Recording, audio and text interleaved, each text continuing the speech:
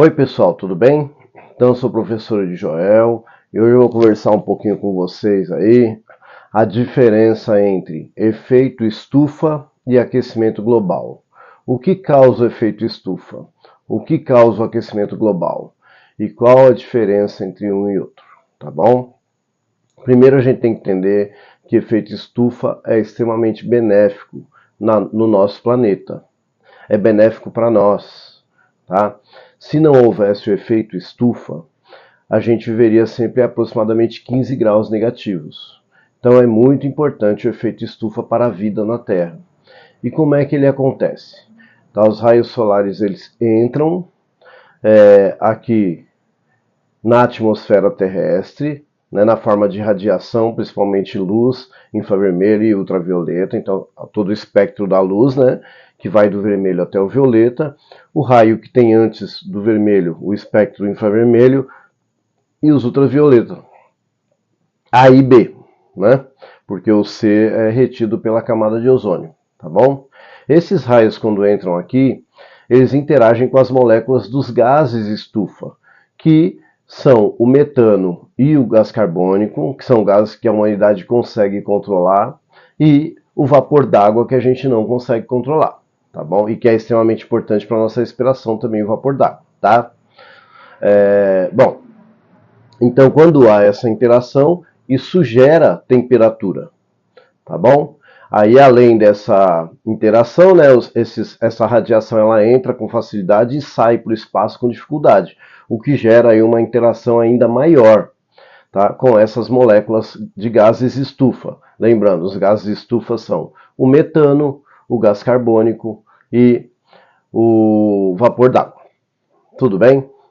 E isso é importante para a gente, para manter a temperatura, né, uma temperatura agradável para a maioria das pessoas, ou pelo menos aceitável, que dê para a gente se adaptar.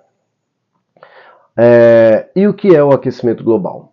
Bom, o aquecimento global é o agravamento do efeito estufa. Então a gente tem um limite. Assim como a gente tem um limite de temperatura mínima, a gente tem um limite de temperatura máxima, né, para o planeta manter-se funcionando aí.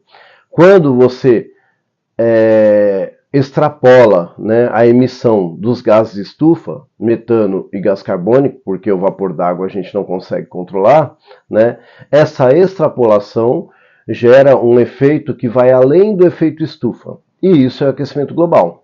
Então a nossa luta, né, como humanidade, para nos mantermos vivos, tá? E essa luta não tem nada a ver com preservar o planeta vai muito bem, né?